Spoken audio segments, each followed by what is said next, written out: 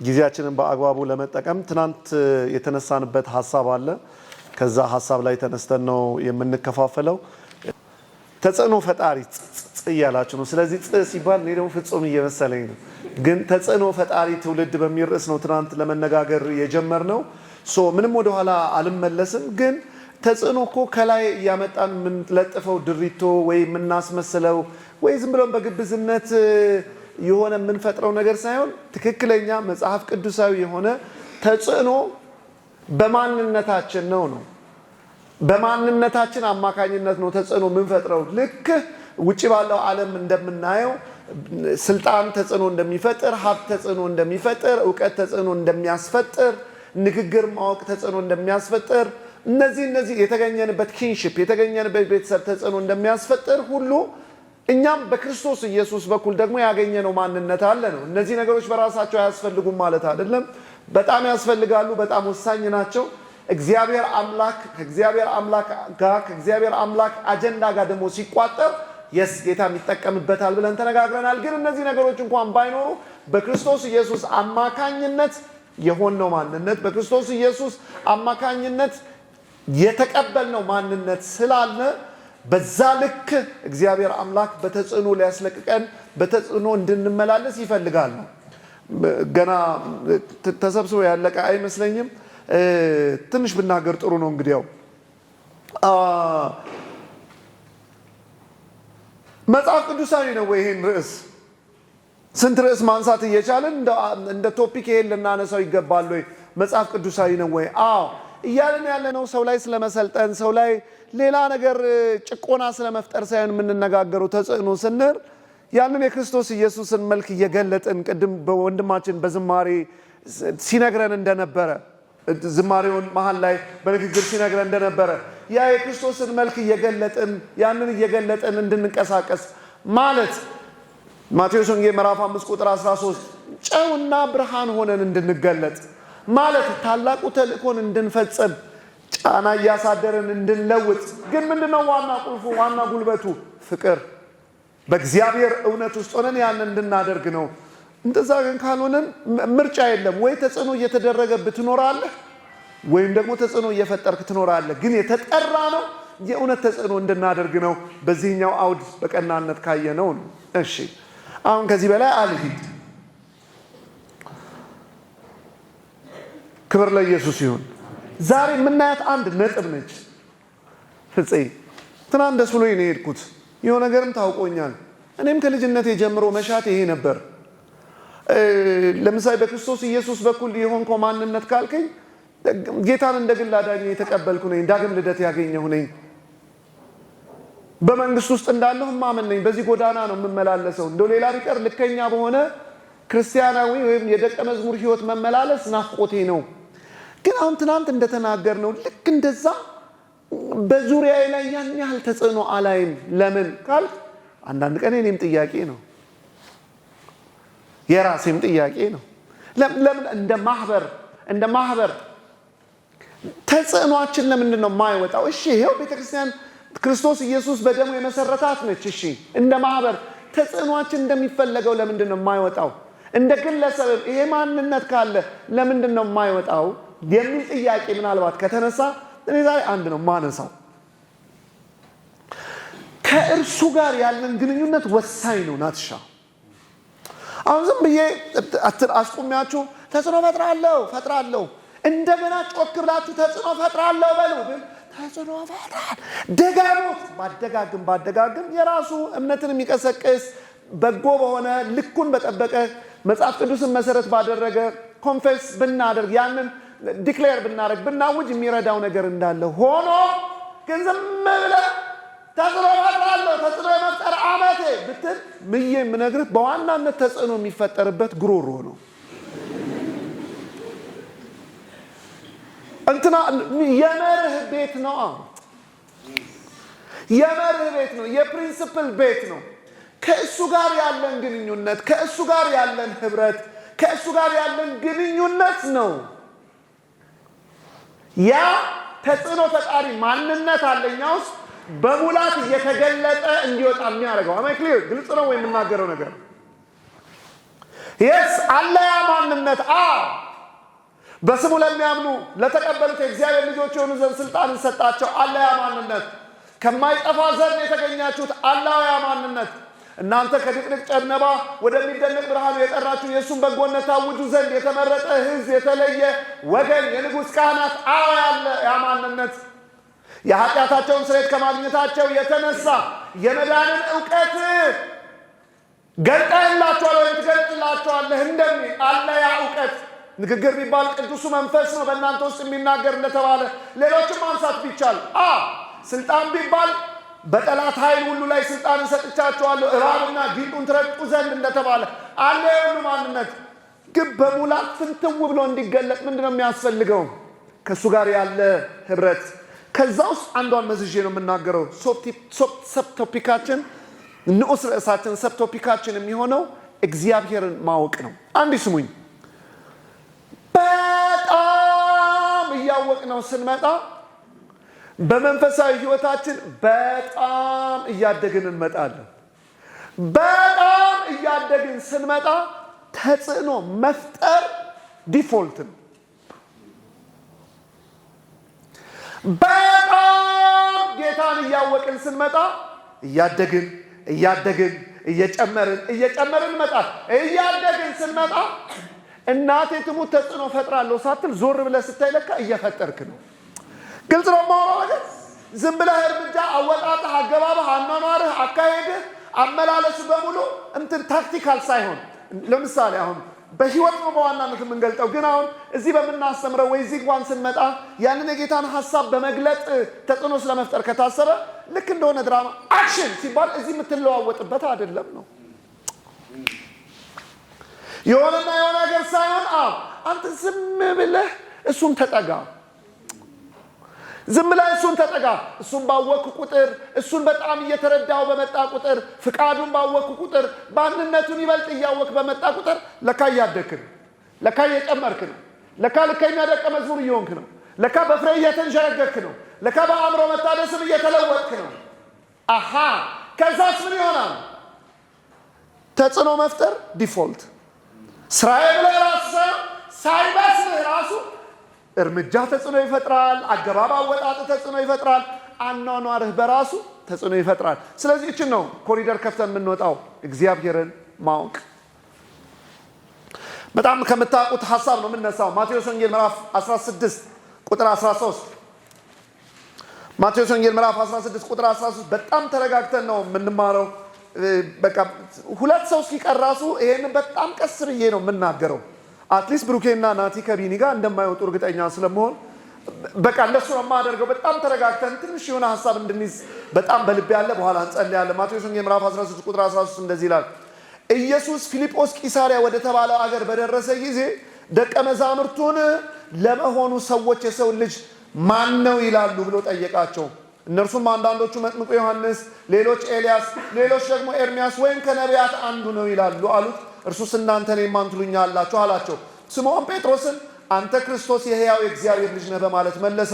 ኢየሱስም እንዲህ አለው፣ የዮና ልጅ ስምዖን ሆይ ብፁዕ ነህ፣ ይህን የገለጠልህ በሰማይ ያለው አባቴ እንጂ ሥጋና ደም አይደለም። አንተ ጴጥሮስ ነህ፣ በዚህ ዓለት ላይ ቤተ ክርስቲያኔን እሰራለሁ፣ የገሃነም ደጆችም አያሸንፏትም እያለ ምንባቡ ይቀጥላል። በዚህ ኮሪደር ከፍተን እግዚአብሔርን ስለማወቅ ነው የምናወራው። ምክንያቱም በጣም እግዚአብሔርን ስናውቅ እናድጋለን፣ በጣም ስናድግ ተጽዕኖ እንፈጥራለን። እግዚአብሔር ይባረክ። ፊልጶስ ቂሳሪያ በተባለው አገር ላይ ሲደርሱ ጌታ ደቀ መዛሙርቱን አንድ ጥያቄ ጠየቃቸው። በአጭሩ እንደዚህ ነው ያላቸው፣ እንዴት ነው የሚያውቁኝ? ሰዎች እኔን ማን ይሉኛል? እንዴት ነው የሚያውቁኝ? እንዴት ነው የሚረዱኝ? ከዛ እጅ መውጣት ጀመረ። አንተ ኤልያስ ይሉሃል፣ አንተ ኤርሚያስ ይሉሃል፣ መጥምቁ ዮሐንስም ይሉሃል።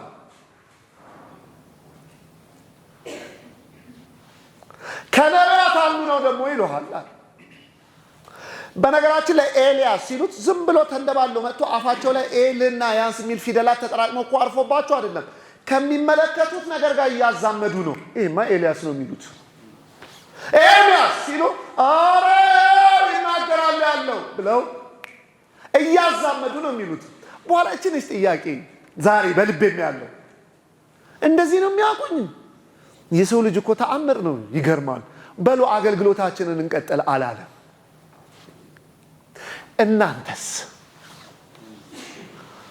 እናንተስ ሁሉን ትተን ተከተልን ያላችሁኝ እናንተስ በኢነር ሰርክል፣ እናንተስ ጴጥሮስ፣ እናንተስ ዮሐንስ፣ እናንተስ እንዴት ነው የምታውቁኝ? ማን ነው የምትሉኝ? ኤልያስ ኤርሚያስ ነው የምመስላት? መጥምቁ ዮሐንስ ከነቢያት አንዱ ነው ወይስ ሌላ አላችሁ? ማን ነው የምትሉኝ እናንተስ አለ። እቺ ለካ የማትታለፍ ጥያቄ ነች። ዛሬ ይህን የተወደደ ጉባኤ ይጠይቃል። ኢየሱስ ግን ለእናንተ ማን ነው? ኢየሱስ እንዴት ነው የምታውቁት? ዘማሪው እንዴት ነው የምታውቀው? ሰባኪው እንዴት ነው የምታውቀው? አስተባባሪዎች እንዴት ነው የምታውቁት? በጌታ ቤት ረጅም ጊዜ ቆያችሁ እንዴት ነው የምታውቁት? እኛ ቤት እኮ ከአያት ጀምሮ ነው ጌታ ነው የምናመልከው የምትዩ። የእውነት ግን ኢየሱስ ላንቺ ማን ነው? እቺ ኮንፈረንስ ሰሞን ወይ እንደዚህ አይነት ፕሮግራም ላይ አፋችን ላይ የምትመጣ ወይ ኢየሱስማ የምንለው ሳይሆን የእውነት ዲፕ ኢንሳይድ ኦፍ አስ ኢየሱስን እንዴት ነው የምንረዳው? ማን ነው ጌታ? እንዴት ነው የምታውቀው? አሁን የቅድሙን እያዛመርኩ ለመናገር ልሞክር። ምን እንደማለት ነው? ለአንዳንዱ ኢየሱስ ቤት ኪራይ ከፋይ ነው። አሁን የኔን ለምሳሌ የሚከፍለው እሱ ነው። የእናንተንም እንደዛ እንደሚሆን ጌታ ነው የሚያኖረን ብዬ ስለማምን፣ ለአንዳንዱ ኢየሱስ ማትሪክ የሚያሳልፍ ብቻ ነው። ለአንዳንዱ ኢየሱስ ከአገር አገር የሚያዞር ብቻ ነው። ለአንዳንዱ ኢየሱስ እንደዚህ አድርጎ ፖስተር ላይ የሚያወጣው ብቻ ነው። እነዚህ ነገሮች በቀናነት ከሆኑ እኮ ጌታ ላይ ያደርጋቸው ይችላል። አስፈላጊነቱ እንደተጠበቀ ሆኖ ልክ ነው ልክ አይደለም የሚለው ልተውና፣ ግን በመንግስቱ ውስጥ እግዚአብሔር ለሚፈልገው እኮ ደግሞ የሚባርክም አምላክ ነው እኮ። ይሄ ብቻ ነው ወይ ነው? ይሄ ብቻ ነው ወይ? አሁንም ምሳሌ ልጠቀም ነው። እኔ ለምሳሌ እዚህ አሁን ከወንድሜ ጀምሬ እዛ ጥግ እስከማላየ ወንድም ድረስ ስኮላርሺፕ ይዤ መጥቼ ቢሆን የሃርቫርድ ዩኒቨርሲቲ ስኮላርሺፕ ሂድ አድርስ ተብዬ ቢሆን እየሰጠው እያደልኩ እንደዚህ ብዬ ልክ ጥጉ ጋር ስደርስ ስመለስ የሰጠሁበት የስኮላርሺፕ የሰጠሁበት የነፃ ትምህርት እድል በጣም ባሸበረቀ ፖስታ ውስጥ ገብቶ ቢሆን ዲኮሬትድ በሆነ ኢንቨሎፕ ውስጥ ሆኖ በጣም ብዙ ነገር ያለው ሆኖ እኔ ግን ሰጥቼ ጠግ ያለው ወንድሜ ጋር ሰጥቼ ዞር ስል እናቴም እንብሩኬም እዚህ ያለው በሙሉ የኔ አረንጓዴ ነው እየተባባላችሁ ባገኝ መጠቅላዩ ላይ ባሉት ስዕል ያንተ የለውም የኔ ድልድይ ስዕል አለው ይሄው ብትባባሉ የኔ ባለ ሸንተረር የለሽም ምናምን እያላችሁ ባወራ ልክ እዛ ጋር ስደርስ ኡፎይ መልእክቴ ደርሷቸዋል ነው የምለው። ምን ሆናችኋል? ክፈቱና አንብቡት እንጂ። አረ ውስጡ ነው ዋና ያለው። ምን ሆናችሁ ነው በመጠቅለያ የተደነቃችሁት? ውስጡ እኮ አይደለም የኔ ሸንተረር አለው የኔ መኪና አለው ስዕል ምናምን ሳይሆን በምድር የሚኖረውን ቆይታችሁን እኮ ሊለውጥ የሚችል እኮ ትልቅ ስኮላርሺፕ ነው። አራውቶት ዛሬ ጉባኤ እንደገና ደጋግሜ እችን ነው በጣም ጥቂት ነገር ነው የምናገረው። ጠያቄ ማበቃው እናንተ ዛሬ ጋበዛችሁኝ የሆሳዕና ወጣቶች በምን እየተደነቅክ ነው ያለኸው? በምን እየተገረምክ ነው ያለኸው? ሰው አምላክህን ንገረኝ፣ የምታመልከውን ንገረኝ፣ የተንበረከክለትን ንገረኝ ሲልህ ምንድን ነው የምትነግረው? አዎ ያበላል፣ እሺ የሆነ ነገር ያደርጋል፣ አዎ በቃ ኢየሱስን ከዚህ ነገር ጋር ብቻ ይዘህ ለሆነ ሰውዬ ብትነግረው፣ ለከተማችሁ ሀብት ገንዘብ ላለው ሰውዬ ብትነግረው እንደዛማ ከሆነ እኔም አደርግልሃለሁ ቢልህስ? እርግጥ ነው የጌታ ይለያል። 1 ብር ይለያል፣ 10 ብር ይለያል፣ ትንሹም ነገር ይለያል። ማን ነው ጌታ ለእናንተ?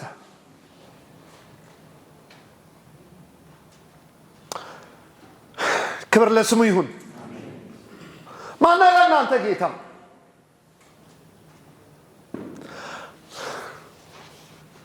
ጌታ ኢየሱስ ክርስቶስ በፊልጶስ ቄሳርያ እንደዚህ ነው የጠየቃችሁት፣ እንዴት ነው የምታውቁኝ እናንተስ? ውጪ ኤልያስ፣ ውጪ ኤርሚያስ፣ ውጪ ከነቢያት አንዱ ይሉኛል፣ መጥምቁ ዮሐንስ ይላሉ። እናንተስ እንዴት ነው የምታውቁኝ? ጴጥሮስ ሁሌ ይህን ስተርክ ሰምተሃል ብዬ አስባለሁ። እንደዚህ ነው የምናገረው እኔ። አንተ 2 ዓሣና 5 እንጀራ አብዢ ብቻ አይደለህም። አንተ ነው ያበዛኸው፣ ግን አብዢ ብቻ አይደለህም። 38 ዓመት ሙሉ ሽባ የነበረውን ሰውዬ ተተርትሮ ነፃ ወጥቶ አልጋውን ተሸክሞ ሲሄድ አይተናል። ግን ተርታሪ ብቻ አይደለህም። አንተ ፈሪሳውያንን በትምህርት አፋቸውን በዚህ ዘግተ ጸጥ ብለው ሲሄዱ አይተናል። ግን አሪፍ አስተማሪ ብቻ አይደለህም። አውቀንሃልሽ፣ አንተ ክርስቶስ ነህ። ምን እያለ ነው? አንተ ክርስቶስ ነህ ሲል አንተ የተቀባው ነህ። አንተ ገና ከማለዳ ከዘፍጥረት 3:15 አንስቶ የምንጠብቅህ ነህ። የወደቀውን የሰው ልጅ በአንተና በሴቲቱ ጠላትነት አኖራለሁ፣ አንተ ሰኮናውን እሱ ግን ራስን ይቀጠቅጣል የተባለልህ ነህ። አንተ ሙሴ ከሩቅ አይቶ እንደኔ አይነት ነብይ ያስነሳላችኋል ያለህ ነህ። ዳዊት በመንፈስ ሰክሮ ጌታ ጌታዬን ብሎ የተናገረልህ። ነቢያት ከ700 ምናምን ዓመት በፊት አርቀው አይተው ድንግል ትጸንሳለች ያሉልህ። አንተ ክርስቶስ ነህ። አንተ አሪፍ አስተማሪ ብቻ አይደለህም። አንተ ሰባኪ ብቻ አይደለህም። አንተ ተአምራት አድራጊ ብቻ አይደለህም። አንተ የሆነ ነገር አድራጊ ብቻ አይደለህም። አንተ ክርስቶስ ነህ። እዛው ደግሞ እንደገና የሕያው የእግዚአብሔር ልጅ ነህ። ከዚህ በላይ ሰው እዚህ መቆየት አልቻልኩ። ክብር ለኢየሱስ ይሁን። አሁን እንደዚህ እያየኋችሁ ይሻለኛል። አይደለህም። አንተ ምንድን ነህ? ክርስቶስ ነህ ማለት የሕያው የእግዚአብሔር ልጅ ነህ። ልቀጥል ትንሽ። አሁንም ደጋግሜ ጠይቄ ላብቃ። ማን ነው ኢየሱስ ለእናንተ? የእውነት የኔ ልጅ። አሁን ዝም ብሎ ፕሮግራም እንደሚካፈል ሳይሆን ቆም በይና አስቢው። ማን ነው ግን ጌታ ለኔ? ለምንድን ነው የምታገለግለው? ዛሬ ምሽት እዚህ ለምንድን ነው የመጣኸው?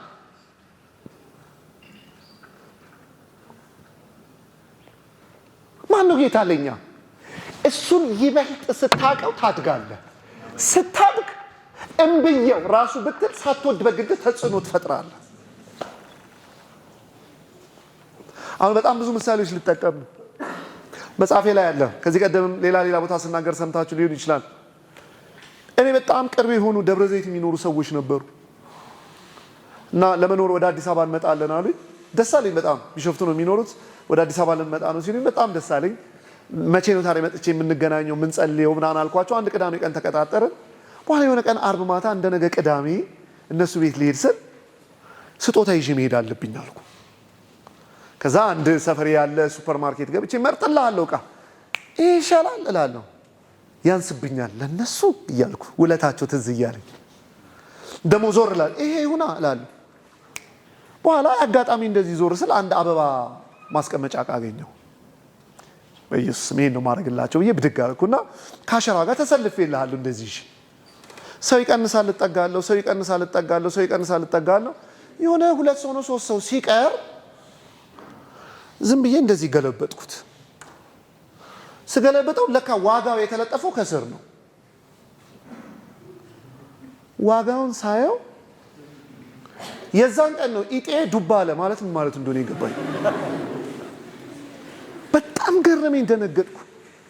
ይሄ አረ መልሰዋለሁ አልኩ። ግን በኢየሱስ ስም ይገባቸዋል አልኩ። ለነዚህማ መውሰድ አለብኝ። ከዛ ተደጋጋሚ የተናገርኩት ነው። ገንዘብ ስላልነበረኝ በቃ በሳንቲም ነው ሞልቼ የከፈልኩት። የባጃጅ አስቀርቼ ሰፈር የባጃጅ ነበር። ከዛ አስጠቀልልኩ ምናምን ቤት የገባው። ከዛ ደግሞ ልተኛ ነው ማታ። እንደገና ሌላ ሀሳብ መጥቶብኝ እንዲህ ስንት እንደገዛሁት ያውቁ ይሆን? ዝም ብዬ የፕራይስ ታግ የተለጠፈበትን እንደረሳ ሰው ባስጠቀልል ሲወጣ እንዲያዩት ማለት ነው። ወይስ ልንገራቸው በኑሮ ውድነት ሀሳብቤ እኔ አሁን ዋጋ ለመናገር ፈልጌ አይደለም፣ ግን አሁን ይሄ እንደዚህ ያወጣል ወይ? ለነሱ ከኔ የሚጠብቁ አይደለም፣ ዝም ብዬ ሰጣኋቸው ተቀበሉ። ብዙ ጊዜ ከማይ ጋር እየታገልኩ የምናገሩ ይሄንን ነው። ጌታ አንዳንድ ቀን እንደዛ የሚል ይመስለኛል። ገብቷቸዋል ግን ምን እንዳደረኩላቸው? ቅድም በጸሎት ስትነግረን እንደነበር ካሉት ልጆች መካከል ናስ አንተ ደርሰህላቸው ና የተባለ ሳይሆን አንድያ ተብሎ የተገለጠ ልጁ እሱ በመለኮቱ ከአብ ጋር ትክክል ሆኖ ሳለ እንደመቀማት ሳይቆጠር ከመልክም የባሪያ መልክ ከሞትም ለመስቀል ሞት ታዘዘ ማለት ምን እንዳደረኩላቸው ያውቃል።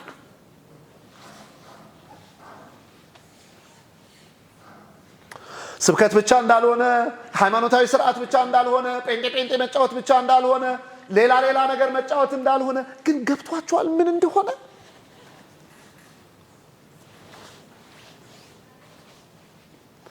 ዕብራውያን 1 ከቁጥር 1 እስከ 4 እግዚአብሔር ለአባቶቻችን በልዩ ልዩ መንገድ ሲናገር ከረመና በዘመን መጨረሻ ግን ለኛ ዓለማትን በሰራበት የክብሩ ነጸብራቅ በሆነ በውድ ልጁ ምን አለን? ተናገረን። ምን ብሎ? ኑ እንታረቅ። በጣም እየደጋገምኩ እያቆም እንደ 2-3 አገኛለሁ በሚል ተስፋ ገብቶሻል። ግን ዛሬ አሁን በማን ዙሪያ እንደተሰበሰብን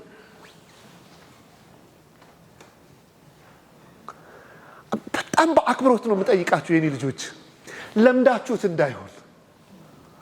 አሁን በማን ፊት እንዳለን ይገባል።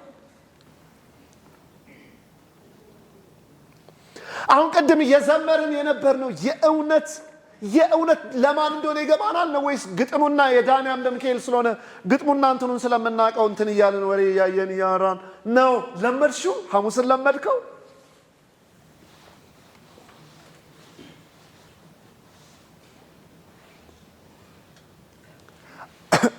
አንድ የሆነ ስብከት ነገር ዛሬ በቃ 2 ቀን ፍፄ ነበር። ኔክስት ዊክ ደግሞ እንትና ይመጣል።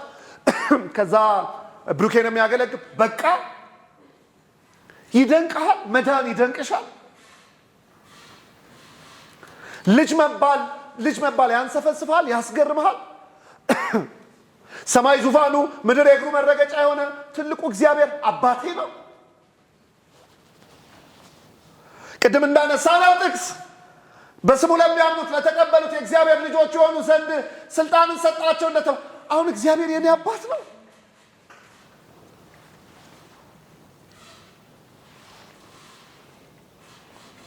የኔ ልጆች ትንሽ ማሳሰብ ፈልጋለሁ። እመለከታለሁ። የተለያየ ምክንያት ሊኖራቸው ይችላል።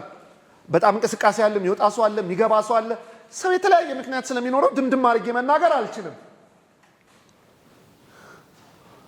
ግን አባቶቻችን እንደዚህ አይነት እድል እንዳልነበራቸው ታውቃለህ። እኛ ኤንአይቪው ምናምን ትርጉሙ በስልክ በኦዲዮ ምናምን አለ። አባቶች ሰውነታቸው ላይ እንደጻፉ ታውቃለህ። እንደዚህ እንዳንተ ቁጭ ብለው መሰብሰብ ሩቅ ናፍቆት ህልማቸው እንደነበረ ሰምተሃል። እንደ ልብ መጽሐፍ ቅዱስ መያዝ ስለማይችሉ እንደተሸማደዱ ሰምታችኋል በታሪክ። አንተ መዝሙር 23ን ያዝልኝ፣ እግዚአብሔር እረኛዬ ነው አንተ ያዝልኝ፣ እኔ መዝሙር 24ን ይዛለሁ፣ ብርሃንና መድኃኒቴን ነው እኔ ይዛለሁ ብለው እርስ በርስ እንደተቀያየሩ ታውቃለህ፣ ሰምተሃል።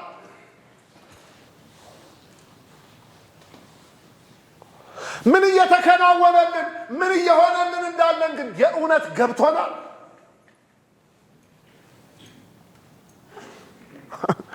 እግዚአብሔር እንደዚህ የሚጠይቅ ነው የሚመስለኝ። ምን እንዳደረግኩላቸው ግን ገብቷቸዋል። ልጄን መስጠት ማለት ምን ማለት እንደሆነ፣ በመስቀል ላይ መንጠልጠል ማለት ምን ማለት እንደሆነ በጣም በተደጋጋሚ ነው የምናገረው።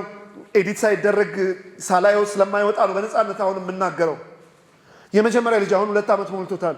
የመጀመሪያ ልጄ የተወለደ ጊዜ የመጀመሪያ ቀን ከሆስፒታል እንደዚህ ይዘውት ሲወጡ ጠሩ። ቤቢ ምናምን ብለው ጠሩ ከባለቤቴ ስም ጋር አድርገው። አቤት ብዬ ከማዋለጃ ክፍል በር ላይ ቆሜ ያለው እናቷ አለች፣ እህቷ አለች። ልክ እናቷም እህቷን ባሉበት እንደዚህ ሲመጣ እየገፉት ሲመጡ እንደዚህ አየኝ። ልጅ እየተቆለጨለጨ ነው የወጣው። የኔ ልጅ ሳየው በጣም ደነገጥኩኝ። ምን እንዳልኩ አላውቅም። እስከ ዛሬ አሁን ማታ ድረስ የዛን ቀን ምን እንዳወራው አላውቅም። ይሄ ነው ምናምን ብዬ ነው ደንግጬ ሄድኩት። የእውነት በኋላ ግን ታጠፍኩና ረጅም ሰዓት አለቀስኩ። በጣም አለቀስኩ። አንድም ለምንድን ነው ያለቀስኩት? ያው ታሪኬን ስለምታውቁ ከዛ ሁሉ ወጥቼ አሁን ነው ጌታዊ፣ ከዛ ሁሉ ደግሞ አንስተህ ደግሞ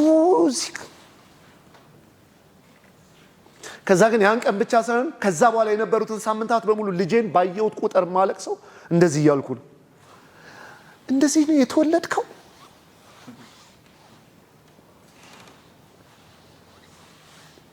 ኢየሱሴ ቤተልሔም ተወለድክ ማለት እንደዚህ ነው ሆንከው? እኔ ነኛ ልጄን አንስቼ እንደዚህ አድርጌ ከሆነ ቦታ የሆነ ቦታ ማስቀምጠው አልጠባ ብሎ በስንት ሚድዋይፈር በትግል እንዲህ ነው ሰው የሆንከው? እንዲህ ነው የተወለድ? እንዲህ ነው የመጣው? ምን አለ ዝም ብለህ እሳት እየረጨ 32ኛ ዓመት ላይ ብትመጣ። ግን እኔ መተካት አንቺ መተካት ስለነበረበት ፍጹም ሰው መሆን ስለነበረበት የአንድ ቀን ጽንስ ሆኖ ነው የጀመረው። የሁለት ቀን እያለ አጽናፈ ዓለማቱን የሰራ በቅድስት ድንግል ማርያም ማህፀን ውስጥ እኔ በጣም ደጋግሜ ጠይቄ ላብቃ። ገብቶናል ግን ሰፈር ማን እንደመጣ አውቀናል። ግን ማን ወዳጅ እንደሆነ ከክንፎቹ ጥላ በታች ልትሸሸግበት የመጣኸው ማን እንደሆነ ገብቷል ነው ወይስ ሃይማኖት እየተጫወትክ ነው?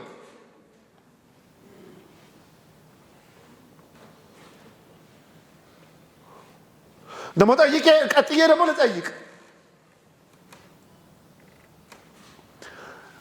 እሺ ደግሞ ቢገባን እንደዚህ ብቻ ነው የምንኖረው? በቃ እንደዚህ ነው የምናገለግለው? እንደዚህ ነው የምንመላለሰው?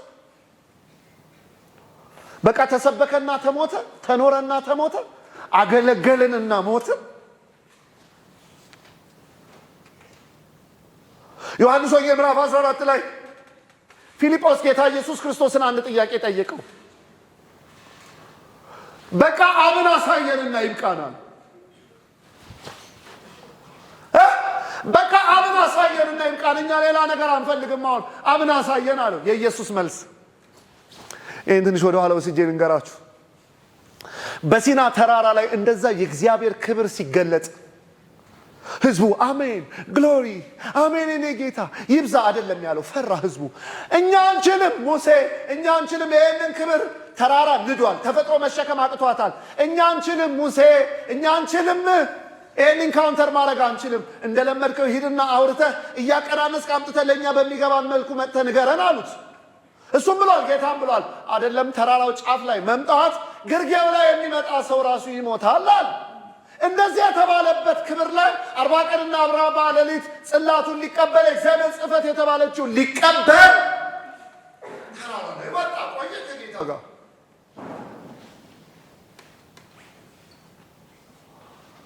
በኋላ ይሄንን የሚያክል ክብር ዘጸአት 19 ሲና ምድረ በዳ ደረሱ 20 ላይ እነዚህ ታሪኮች ከመጡ በኋላ 33ኛ ምዕራፍ ላይ እንደገና ሙሴ ምን ብሎ ይጠይቋል እግዚአብሔርን? ክብርን አሳየኝ።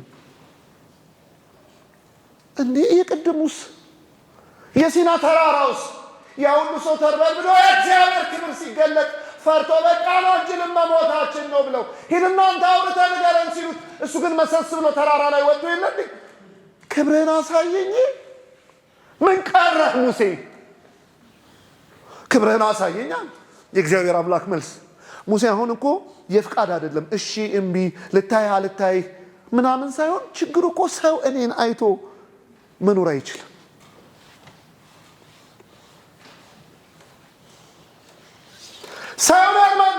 ሰው እኔን አይቶ ኤግዚስት ማድረግ አይችልም። ማደርግልህ ነገር አንድ ነገር ነው። በሰንጣቃው አለት ባለፍኩ ጊዜ ስሜን እያወቅሁ አልፋለሁ፣ ጀርባዬን ታያለህ።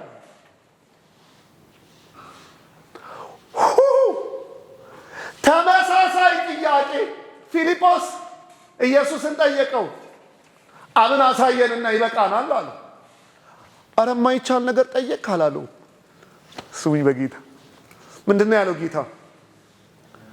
አንተ ፊልጶስ ቃል በቃል ነው ብሎ ይሄን ሁሉ ዘመን አብሬያችሁ ስኖር አላወከኝም? ቅፍርናሆም አብረን ሰርግ ስንጋበዝ ስወጣ ስገባ አብሬ ስገባ አማኑኤል ልዑል መኖሪያውን በመካከላችን ደኮነ ሲባል ሰፈር ስመጣ አንተ ጋር ስመጣ አብረን ስንገባ አብረን ስንወጣ እስከ ዛሬ አላወከኝም? ገና አሳየኝ። እኔን አየህ እኮ ማለት አባቴን አየህ። እኔ እኮ ቁርጥ ነኝ። ምን እንደማለት እንደሆነ ታውቃለህ? እግዚአብሔር ፍቅር ነው፣ እግዚአብሔር ፍቅር ነው፣ እግዚአብሔር ፍቅር ነው፣ እግዚአብሔር ፍቅር ነው ማለት ግን ፍቅር ስትል ጌታ ኢየሱስ ፍቅር ማለት ብሎ በንግግር ብቻ አይደለም የሚያስረዳ። እግዚአብሔር ነው ፍቅር ነው ስላ ይሄው ማላቫንሺ ካራባት ይሰፓይ እግዚአብሔር ትሁት፣ እግዚአብሔር ቸር፣ እግዚአብሔር ማለት ግን አሁን ቸር ሲባል እግዚአብሔር ግን እንዴት ነው ምናምን ስትል ጌታ ኢየሱስ ቸር ማለት ምናምን ብሎ በጽሁፍ ብቻ አይደለም የሚነግር ወይ በንግግር ብቻ አይደለም የሚነግር። ይሄው ቆላስይስ 2:9 ላይ እንደሚናገር የመለኮት ሙላት ስማኝ ብራዘር፣ የመለኮት እኩሌታ እኮ አይደለም። የመለኮት 99% አፕሮክሲሜትሊ 100 በለው የተጠጋጋናል። የመለኮት ሙላት ምንም ሳይጓደል የመለኮት ሙላት በእርሱ ዘንድ በሰውነት ተገልጦ ይኖራልና። ደጋግሜ ጠይቄ ነው የማበቃው። ግን ገብቶሃል? አገልግለኝ ማን እንዳለ ግን ገብቶሃል? ከክንፎቹ ጥላ በታች የተሸሸክበት አሁን ዛሬ በፊቶቹ የተቀመጠ ማን እንደሆነ ግን የእውነት ግን ገብቶኛል። እንትን እኮ ስለምጠይቅ ነው አባክያ። እሺ ከገባኝስ እንደዚህ ብቻ ነው የሚኖረውማ?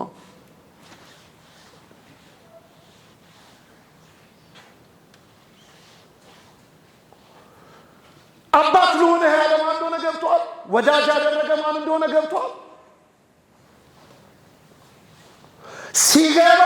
ሲገባስ ምላሽ እንደዚህ ነው የሚሆነው ወይ? አሁን አንድ ተጽዕኖ እንድንፈጥር አቅም የሚሆነን ደሞር ነው።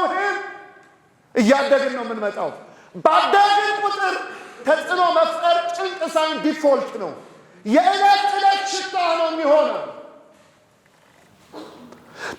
ተባሳ እንትን ብለህ የሆነ ማርኬቲንግ ስትራቴጂ ምናምን አድርገህ ዩቲዩብ ላይ እንደዚህ ይሆናል ምናምን ብለህ ስብከትን የምትለቀው መዝሙርን የምትለቀው ኑሮን የምትለቀው ሳይሆን የሚሆነው ስትኖር ተጽዕኖ ትፈጥራለህ። ስማኝ፣ ሐዋርያት እኮ ትናንት እንደተናገርኩት ይጻፍልን ብለው ሳይሆን የኖሩት ሲኖሩ ተጻፈላቸው። ሲኖሩ ተጻፈላቸው። ትንሽ ልናገርና ወደ ጸሎት ልግባ። እንትን የገባቸው ሰዎች አኗኗራቸው መጽሐፍ ቅዱስ ላይ ያስታውቅ ነበር። ገና ከማለዳ አንዳንድ ሰዎች ብቻ እያሳየኋችሁ ልሂድ። በጣም በተደጋጋሚ ማነሳት ያቺ ሴት ዮሐንስ ወንጌል ምዕራፍ 4 ሳምራዊቷ ሴት አይሁድ ሳምራውያንን ይንቋቸዋል፣ ድቅል ናቸው ብለው ስለሚያስቡ ይንቋቸዋል። ከነሱም ብሶ ደግሞ ሳምራውያን እሷን ይንቋታል። ሴትዮዋ በጣም ብዙ እውቀት መሳይ ነገር አላት፣ ማህበራዊ እውቀት አላት፣ ሎጂካል ነገር ለመሆን ትሞክራለች። አይሁድና ሳምራውያን መካከል ያለ ግንኙነት ታውቃለች። ውሃ ያለ መቅጃ እንደማይቀዳ ታውቃለች። ታሪክ ታውቃለች። ከያዕቆብ ትበልጣለች ትላለች። መንፈሳዊ እውቀት አላት። ስግደት ቤት ነው በገሪዛን ተራራ ነው ወይስ በኢየሩሳሌም? ሁሉ መዓት እውቀት አላት። መዓት እውቀት በዚህኛው ዜሮ እርካታ የሆነ ያልገባላ ዋና እውቀት ገና አልመጣማ። 5 አፈራርቃለች። አሁን ያለው ባላ ኤክስኮሚኒኬት ስለምትደረግ ሰዓት ጠብቃ ነው የምትቀዳው። አሁንማ ባርኪያችሁ ነው የማልፈው። እችን ሴት አሁን 6 ሰዓት ላይ ስለሆነ ጌታ ያገኛት 3 ሰዓት ከሩብ ማለዳ ላይ አግኝተህ ዛሬ እንዴት ነው ህይወት የሳምራዊቷ ሴት ብትያት፣ ኧረ ዛሬ ለውጥ ነው ከተማ ነው የምመጣልህ በኋላ ወንጌል አይቶኝ ታሪኬ ተቀይሮ እግዚአብሔር ወልድ ቁጭ ብሎ ሲካር ላይ ይጠብቀኛል ትንሽ እንጨዋወታለን እምትል ይመስላል።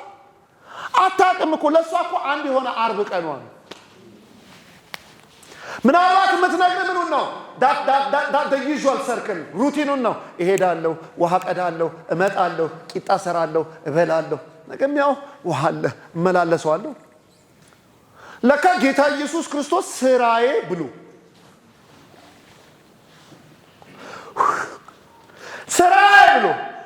ስራዬ ብሎ አንዲት ሴት ለማገልገል ከጀርባዋ ከተማ አለ ሰማርያ ወይ የሚመለከተንም አለ። ስራዬ ብሎ ቁጭ ብሎ ይጠብቃታል። ልክ ስታይ መሲሁ መጣህ እኔ ጋር የኔ ጌታ እኔ ጋር መጣህ፣ አይገባኝም አለ። አታውቀውም፣ የሆነ ሰውዬ ነው ሰፈር የመጣው። እሱ ነው ነገር የፈለጋት። ውሃ ጠጭኝ አለ። እሺ አላለችም። ውሃ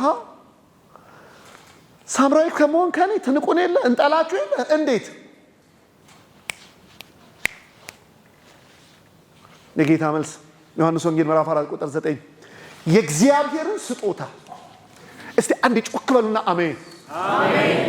የእግዚአብሔርን ስጦታ የሰው አይደለም፣ የእግዚአብሔርን ስጦታ ስማኝ ወንድም ዓለም አይደለም። የእግዚአብሔር ስጦታ አንድ በኢኮኖሚ አቅሙ ከፍ ያለ ሰው ፓስተር ጋር ቸርች ዕቃ ትቼልሃለሁ ቢልህ አይቆርጥም። የኢኮኖሚ አቅሙን ስለምታውቀው አንድ ውጭ ሀገር ያለ ሰው የእንትና ስጦታ አሜሪካ ያለ ሰው ስጦታ ዕቃ ልኬልሃለሁ ቢልህ ራሱ አይረብሽህ? አሁን እያወራሁ ያለው የሆነ ቀን ታጥቦ የሚደርቅ የሚቀደድ ሁልጊዜ የሚቀያየር ሳይሆን የትልቁ ሰማይ ዙፋኑ ምድር የእግሩ መረገጫ የሆነ በመሃል ያለው እጁ የሰራ የትልቁ እግዚአብሔር ስጦታ ቅድም እንደተናገርኩት ገና ከማለዳ ከዘፍጥረት 3:15 ጀምሮ የተነገረ የእግዚአብሔርን ስጦታ ደሞስ ስጦታ ብቻ ሳይሆን እዚህ ጸያፍ ሰፈር ድረስ መጥቶ እዚህ የማይመጥነው ሰፈር ድረስ መጥቶ አይደለም እሱ ሳምራን የሚንቁሽን ሴት እዚህ ድረስ መጥቶ የሚጠይቅሽን ብታውቂ አንቺ ነበርሽ የምትለምኚው። አንቺ ነበርሽ የምትለምኚው። አሁን ይሄንን የሚያወራው ከዚህ በኋላ ወደ ሌላ ኮንቨርሴሽን ውስጥ የሚከተል አለማወቅሽ ነው። ሰፈር ማን እንደመጣ ብታውቂ አንቺ በለመንሽ ውሃ ጠጣኝ ባልሽ ያው የህይወት ውሃ በቃ እየደጋገምኩ ነው የምናገረው። ግን ገብቶሻል ሰፈር ማን እንደመጣ? ግን ገብቶኛል ብራዘር ሰፈር ማን እንደመጣ ማን አገልግለኝ እንዳለ። በኋላ እውነት እኮ የሆነ ፍንጭ ሲመጣላት እኮ ዋና ያለችውን እንስራ እግሩ ስራ አስቀምጣ ከተማ ልትሰብክ ኑ እዩልኝ፣ እንደኔና እንዳንተ እንዲያውም እርግጠኛ አይደለም። ኑ እዩልኝ ጉዴን የነገረኝ ታካንቲ ሴፕሬዴ ባይ ጉዴን የነገረኝ ኑ እዩልኝ እንቻ መሲሁ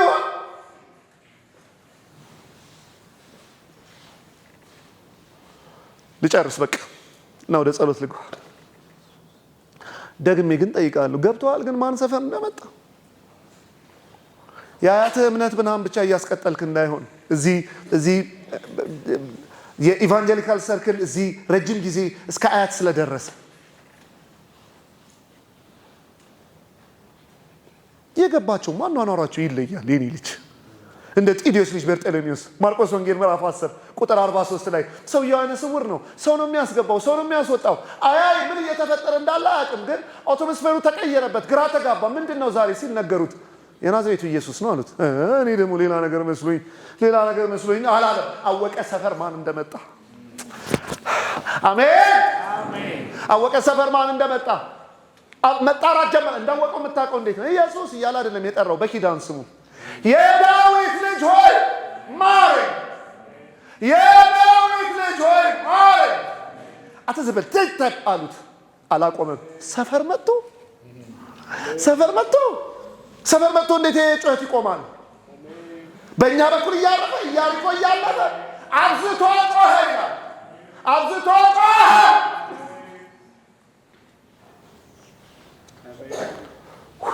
ባይ ዘ ዌይ ለአንዳንድ ሰው እኮ የኢየሱስ መምጣት ኖርማል አይደል።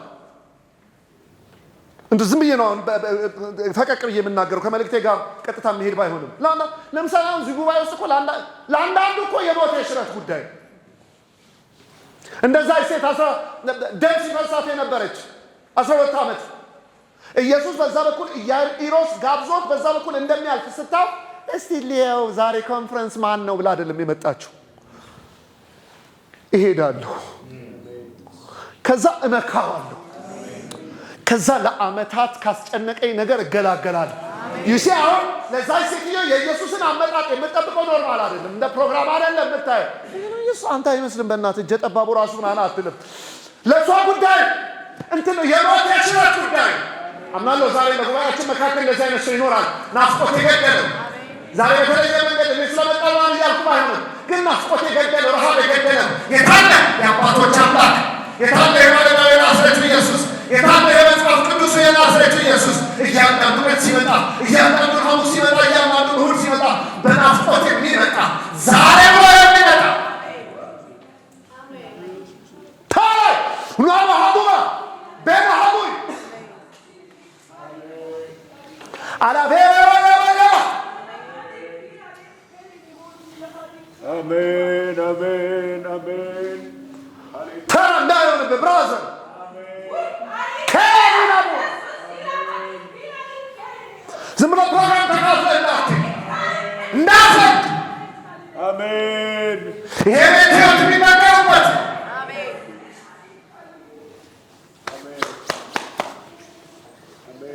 አብዝቶ ጮህ የዳዊት ልጅ ሆይ መሐረን። ዝም በል አልልም እጠራዋለሁ። ኢየሱስ ቆመለት። ይጠራሃል አሉት። ከዛ ጌታ አንድ ጥያቄ ጠይቀው፣ ምን እንዳደርግልን የፈለግከው አለው። እንደዚህ ላስረዳችሁ ልሞክር፣ ቃል በቃል ባይሆንም ብለውም አውቄሃለሁሽ። አንተ መጥተህ አሁን በቀደም ዕለት ለ3 አዋጥተው የሰጡኝን አይነት ዲናር መልሼ ልጠይቅ? እሱንም የምታደርግን ግን አውቄሃለሁ። እነትዬ እንትና በቀደም የሰጡኝን አይነት ልባሽ በዚህ አጋጣሚ መጥተህ ቆመህልኝ ምን ላድርግ እያልክ እየጠየቅኝ አውቄሃለሁ እኮ የምጠይቀህ እስከ ዛሬ ማንም ያላደረገልኝን። ምናልባት ዛሬ ዝም ብለኸኝ አልፎኝ ቢሆን ራሱ ማንም ሊያደርግልኝ የማይችለው አይ ዘንድ ነው የምፈልገው። ጌታ ኢየሱስ እንዴት አይነት ከባድ ጥያቄ ጠየቅኩህ። እስቲ ቆይ አላለም። ቀጣዩ አረፍተ ነገር ምንድን ነው? አይ ዘንድ ነው ያልከው? እይ ያወቁትማ ያስታውቃሉ። ማነው ማይክ የሚሰጠኝ? ያወቁት ያስታውቃሉ። ያወቁት አኗኗራቸው ያስታውቃል፣ አጫጫኋቸው ያስታውቃል። ይሄን ብያችሁ ልጸልይ። አንድ ጊዜ እስቲ ከኔ በተሻለ ድምፅ ጮክ ብላችሁ አሜን ማለት ትችላላችሁ? አሜን። ምን ሆናችሁ ነው? ሁለት ሰው ብቻ ነው። እሱ ጮክ በልና አሜን በል። አሜን። ዛሬ እንደዚህ ልባርካችሁ። እየጨመረ ይጨምርላችሁ። አሜን። እየተገለጠ ይገለጥላችሁ። አሜን። እየታየ ይታያችሁ። አሜን። ትናንት አወቅን ብላችሁ ከተደላደላችሁበት የጨመረ ክብር ያገኛችሁ። አሜን። አካግዘ ጮክ በልና አሜን። አሜን። ሃሌሉያ አልሐምዱሊላህ ባሪ ባዲ ያያቦ ኤላርፌና ሳባር ካቤ አቻማ ካት ያለ በሄለ ብራራ አሜን።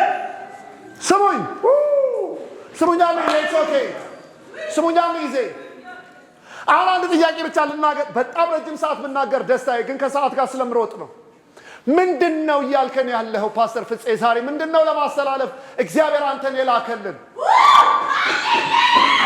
ምንድን ነው እየተናገርከን ያለኸው?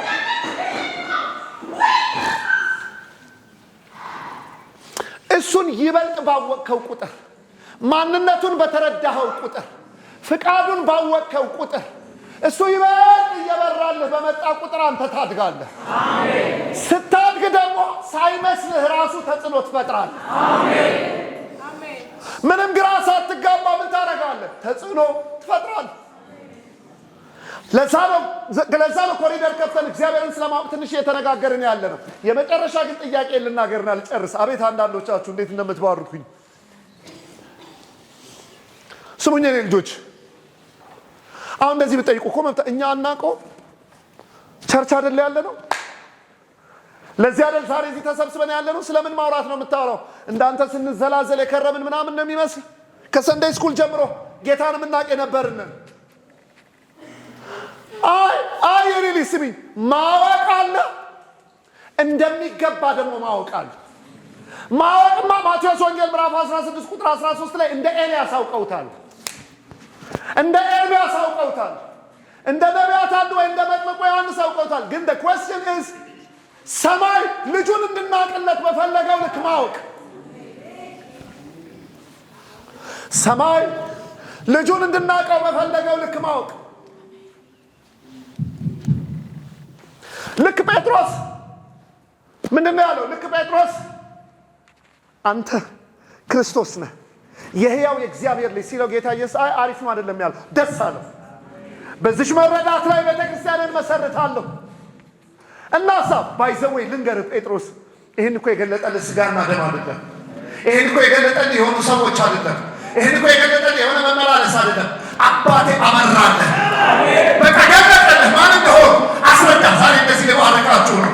እንደገና ይምራለን፣ እንደገና ይድመቅልን፣ እንደገና ይታይ።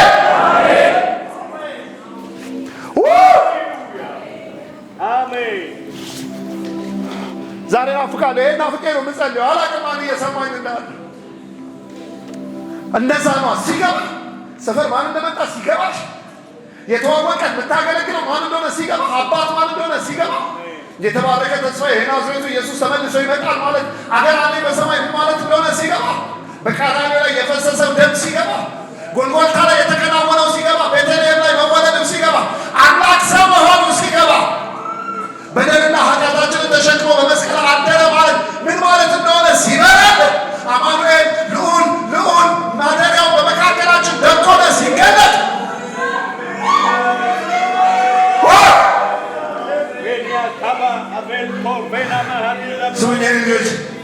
ስሙኝ አንድ ጊዜ አካናቱ ሴፕሬዴቫ ላባሮባያማ አንድ ጊዜ በጣም ብዙ አገልጋዮች ያሉበት የጸሎት ፕሮግራም ላይ ነበርኩ።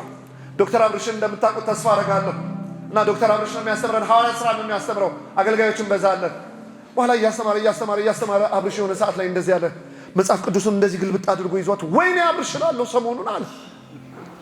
ወይኔ እያልኩ ነው ሰሞኑን። ይኸው አገልግሎት ከጀመርኩ 24 ዓመት ያህል ይመስለኛል። 20 ምናምን ዓመት ሆነኝ። ደግሞ የትምህርት ዝግጅቱን እኛ እናውቃለን። እንግዲህ እግዚአብሔር የሰጠውንም መድረክ የሰጠውንም ፌቨር እንዴት እያገለገለ እንዳለም እናውቃለን። እና ምን አለ? ይኸው ከዚህ ሁሉ ዓመታት በኋላ ሰሞኑን እንደው ሳላውቅህ ልሙት እያልኩ ነው አለ። እኔ ደነገጥኩ። ከዛ ልክ የመጀመሪያውን ሴሽን አስተምሮ እንጸልያለን ሲባል፣ አሁን ላስቃችሁ አይደለም ምነግራችሁ፣ እንደዚህ ወንበር ይዤ እየተንሰቀሰቅኩ እያለቀስኩ ጌታ ሆይ አብርሽ አፍተር ሰርቪንግ ኦል ዲዝ ይርስ ከዚህ ሁሉ ጎዳና በኋላ ሳላውቅ ካለ ጌታ ሆይ እኔ ሳልጀምርህ ልሙት፣ ገና በደንብ ሳላወራ ድመቅልኝ፣ ብራልኝ አባቴ። አሁን አብርሽ ስለማያውቅ ነው፣ ስላልተማረ ነው፣ ስለማያስተምር ነው። ረሃብ፣ የሚጨምር ረሃብ፣ የማይጠገብ ረሃብ እንደ ማለዳ ብርሃን እየደመቀ የሚቀጥል። እናንተ ልጆች እስቲ እናንተ ራሳችሁ ፍረዱኝ። ትናንት ከዚህ ነው የተማርነው፣ እሁድ ከዚህ ነበር የተማራችሁት፣ ነገ ፕሮግራም ካለ ከዚህ ሆነው 2000 ዓመታት ምናምን ከዚህ ሆነው ምንድነው ማለዳ አዲስ የሚጨምር ብርሃን፣ የሚጨምር እውቀት፣ የሚጨምር መገለጥ አልሐባያባ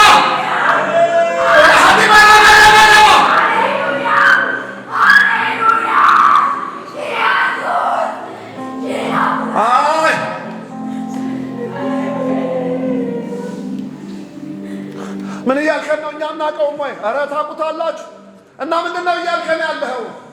ይጨምራል። አሜን። እየደመቀ ይምጣ። አሜን። አትቁሙ። ሴንስ ኦፍ ግራጁዌሽን አይሰማችሁም። አውቃችሁ እንደጨረሳችሁ ነገር አይሰማችሁም።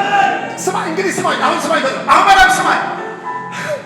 ሶስተኛ ሰማይ የደረሰ ሐዋርያው ጳውሎስ ያንን ሁሉ መገለጥ ያየ፣ አሁን ጊዜ ስለሌለኝ ብዙ ነገር መዘርዘር ባልችል፣ ያ የምታውቀው ጳውሎስ የ13 መልእክታት ያስተላለፈልን ጳውሎስ በደማስቆ መንገድ ላይ ከቀትር ብርሃን ይልቅ በበረታ ብርሃን የተገለጠለት ያ ጳውሎስ በንስራን የነበረውን ሰውዬው እምነት እንደሞላበት አይቶ እግዚአብሔር የፈወሰበት ጳውሎስ በጨርቁ በጥላው እንዲፈወስ እግዚአብሔር ምክንያት ያደረገው ጳውሎስ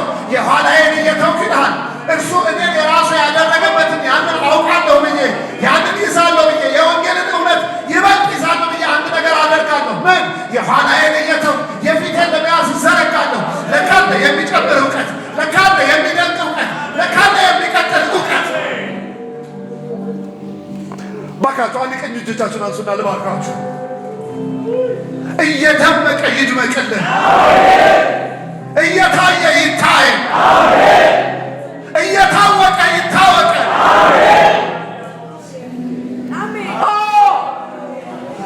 እንደዛ ነው ብሏል እሱ። አንደኛ ቆሮንቶስ ምዕራፍ 13 ከእውቀት ከፍለን ነው የምናውቀው ብሏል። እየጨመረ እየጨመረ እየጨመረ አትደነቅ። በትናንት ስለ ትናንትናው እግዚአብሔር ይባረክ። ኧረ አለ ሌላ፣ ኧረ ሌላ መደነቅ አለ። በተጠጋህ ቁጥር፣ በገባህ ቁጥር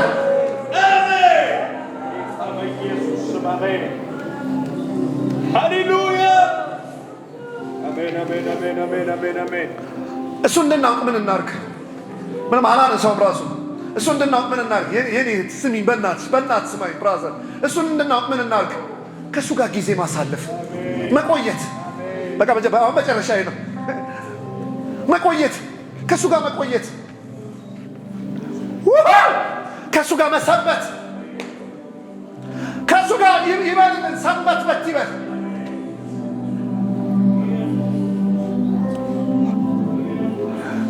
ስማኝ፣ አሁን ለደቀ መዛሙርት አምነህ ወንጌል ትሰጣቸዋለህ? ብሩኪ ለደቀ መዛሙርት ትሰጣቸዋለሽ? እንትን ኮስተር ብለው አንዳንድ ቀን እኮ ባይብል ስተዲያቸው እንዴት ነው የደቀ መዛሙርቱ ከመካከላችን ትልቁ ማን ነው ብሎ ነው ኮስተር ብሎ የሚነጋገሩት። ጌታ ነው በመካከላቸው ሕፃን ልጅ እያስቀመጠ እንደዚህ ካልሆናችሁ በስተቀር የእግዚአብሔር መንግሥት ለእነዚህ ነው የሚገባው ይላል። ለእነዚያ ወንጌልን አምነህ ከኢየሩሳሌም ይሁዳ፣ ከይሁዳ ሰማርያ፣ ከሰማርያ እስከ ምድር ዳርቻ ብለህ ትሰጣለህ። መሀል ላይ ጉዳይ አያደርጉ። አንድ ልጁን በመስቀል ላይ ያንጠለጠለበትን በመስቀል ላይ የተሰቀለበትን ይህን ትልቅ እግዚአብሔር አጀንዳ ለእነዚህ አሳጣጆች ለገሊላ ሰዎች እረኛው መታለው መንጋ ሁሉ ይበተናል ተብሎ እንደተጻፈ ብትን ለሚሉ ለእነዚህ ጆሮ ለሚቆርጡ ለነ ጴጥሮስ በአንዲት ልጃገረድ ፊት ለሚክዱ ትሰጣለህ። እነዚያውን እውነት ወንጌልን ይዘው ተጽዕኖ እየፈጠሩ ይቀጥላሉ፣ ይሄዳሉ። ጉዳይ አረጉ መሀል ላይ አያቆሙትም።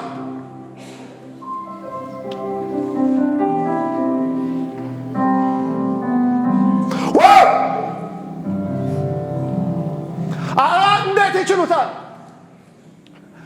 ማቴዎስ ወንጌል ምዕራፍ 16 ላይ ከፈሪሳውያን እርሾ ተጠበቁ ሲላቸው አዋጥተው ያገኙት ነገር ምንድነው? እርሾ ያለው እርሾ ምንድነው? እርሾ ያለው እንጀራ ስላልያዝን ነው የሚሉ ጉዶች። እሱ ነው እንደገና የሚነግራቸው ማቴዎስ 14 ላይ 5 ዓሣና 5 እንጀራ 5,000 አባወራ በልቶ አልተረፈም። ማቴዎስ 15 ላይ ጥቂት ዓሣና 7 እንጀራ 4,000 አባወራ በልቶ አልተረፈም። አሁን ስለ ውስጥ ማንነት ላወራችሁ ስል እንጀራ እንዳላበላሁ እንዳላደረግ ለእነዚህ ትሰጣለህ። አይገርምህም? ግን ድል አደረጉ። እንግዲህ እነዚህ ናቸው በኋላ እንደ ጌታ አይደለም የምትሰቅለኝ ዘቅዝቀኝ አሉት። እንግዲህ እነዚህ ናቸው በእሳት እስከ መነከር በዘይት እስከ መነከር ድረስ ጨክነው የሄዱት። እንግዲህ እነዚህ ናቸው ሄሮድስ እስኪሰይፋቸው ድረስ የቀጠሉት። በኋላም እየተቀባበሉ እንደ ኔሮ ያለ ንጉሥን አረ ኔሮ ነው አምላክ የለም ኢየሱስ ነው ያሉ። ትናንት እንደተነሳንበት ርዕስህ በሰለሞን መመላለሻ ላይ ይሰበሰባሉ። ሊተባበሯቸው ቢፈሩ ራሱ ያከብሯቸው የነበረ ተጽዕኖ እየፈጠሩ ወንጌል እዚህ ድረስ እንደደረሰ እንዴት ቻሉት? ወይ መንፈስ ቅዱስ አለው። የመንፈስ ቅዱስ ስራ ነው። ሌላ ግን ምንድን ነው? አወቁት፣ ሰነበቱ፣ ከረሟ። አወቁት። ሲያውቁት ምን ሆነው አደጉ። ሲያድጉ ምን ሆነ? መንፈስ ቅዱስ ነው በዋናነት ድል እያደረጉ ተጽዕኖ እየፈጠሩ ሄዱ።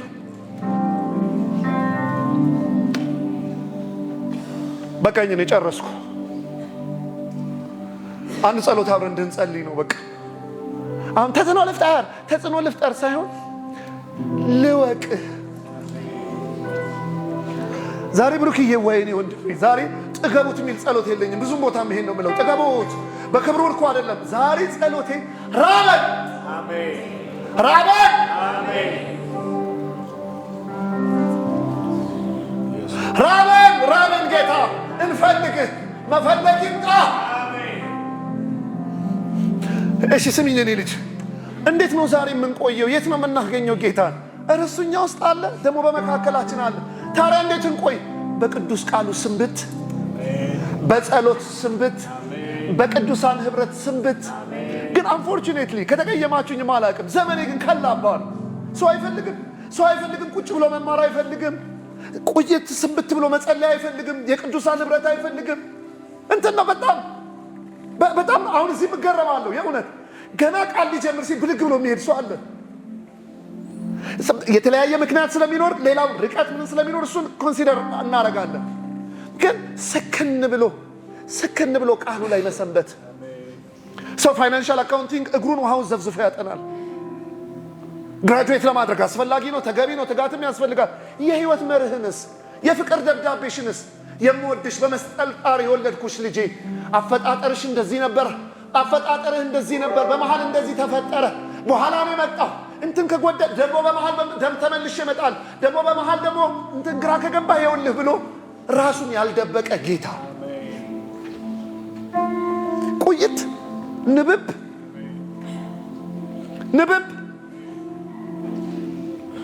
ጸሎት ላይ ቁይት፣ የቅዱሳን ህብረት ቁይት። ጠላት ግን እያዋከበን ነው። ዝም ብሎ ሩጫ፣ ትንሽ ነገር ሩጫ፣ በቃ ሌላ ነገር እንትን ቸርች ውስጥ ራሱ ኢንተርቴንመንት የሆነ እዚህ እውነት ላይ እኮ ስትመጣ ሌላው በሙሉ ይመጣል። ረሃብን እንወቅ። እና ይሄ ብቻ አይደለም አለ ሌላ ባይዘዌ ራበህ ማለት እኮ ተጠግተሃል። በቀረብከው ቁጥር ለሌላ ረሃብ ነው የሚያጋልጥሽ። እንዳልቀረብከው የሚያሳውቀው ምንድነው? ጠንቅቄ አውቄ ጨርሼዋለሁ በቃ ነው ምናምን ስትል ነው። ግን ረሃብ በተሰማህ ቁጥር፣ ሌላ ማወቅ በፈለግ ቁጥር፣ ሌላ ናፍቆት ውስጥ በተጨመረ ቁጥር አንድ ክሊር ነገር አለ። እየተጠጋህ ነው አንተ ሰውዬ። ይሄም እየላብቃ ደግሜ መቼ እንደማገኛችሁ ስለማላውቅ ባሌ ምድር ተመላልሼ አገልግያለሁ። እና እዛ ይዞኝ የሚሄደው ፓስተር ሰለሞን ይባላል። እንደ አባቴ ልጆችም ጓደኞቼ ናቸው። በጣም በቃ አባ ነው የምለው፣ እንደ ልጆቹ ነው የምጠራው። እና እዛ ባሌ አንድ ጊዜ ይዞኝ ሄዶ ቁጭ ብለው ያወራሉ። ከነ ፓስተር ጻድቁ ጋር ምናምን አብረው ያሳለፉ ናቸው። እና የሚያወሩት ምንድን ነው 1957 ላይ ስለነበረ ግርዶሽ እና በዛ ውስጥ ጌታ እንደዚህ ነው የሚወራው ወሬ። አንድ የደርግ ባለስልጣን ስም ጠርተው እንትናን ፊቱን እንደዚህ ሲረግጠው እህት እንትና አብሬያችሁ ሳልታሰር ብላ ከአጋርፋ ስትመጣ ምናምን ይላሉ። እኔ ምገባበት ይጠፋኛል። በቃ መዓት ምናምን ተወርቶ እስቲል ረሃባቸው። ከዛ እንደዚህ እናንተ ዛሬ እንደጋበዛችሁ ላገለግል እንደዚህ ስቴጅ ላይ ወጥቼ ሳይ እነዛ አባቶች ከፊት ቁጭ ብለው ሲናር ላይ ኖትቡክ ስክሪፕቶቻቸውን ይዘው እንደዚህ ብለው ከኔ ይጠብቃሉ። ፋዘር አልደከሙትም። ከ50 ዓመት አገልግሎት በኋላም ከልጅ ልጅ እግዚአብሔር ይናገራል በሱ ውስጥ ብለው አምነው ነው። መቼ ሊሰብኩት ነው? ዛሬም አልጠገቡም። ዛሬ አልሰለቾትም። ዛሬም የጌታ ቃል እንጂ ይናፍቆታል። እሱ እኔ ሳልወለድ በጌታ የነበሩ ሰዎች ያገለገሉ ዛሬም በሆዳቸው ተኝተው በእግዚአብሔር በጌታ ፊት ነው በሆዳቸው ተኝተው ይጠሩታል ኢየሱስ እያሉ እያለቀሱ። አልደከሙትም፣ አልሰለቾትም። ጋሽ ፋዘር ተራ አልሆነበትም። በኖሩ ቁጥር በተጠጉ ቁጥር ያወቁ አልመሰሎትም። ረሃብ አሜን። ዛሬ ናፍቃለሁ እዚህ ላለን ወጣቶች ረሃብን ለምን አንተን ማወቅ ውስጥ እድገት አለ። እድገት ውስጥ ተጽዕኖ መፍጠር አለ። በቃ እንደዚህ እኮ እንደማለት ነው። አሁን አገልግሎት ከሆነ ከመቅጃው ላይ የመጣ ሲኒ እንደዚህ ያስክ እንደዚህ እያደረክ ችልስ ሲኒ ያስችልስ ነው። ተው ዝም ብለህ ተተከል። ምንጩ ላይ እየሞላ ለካ ሲፈስ አንተ ሳታውቀው ራሱ ተጽዕኖ እየፈጠርክ ነው። አንገቶቻችንን ዝቅና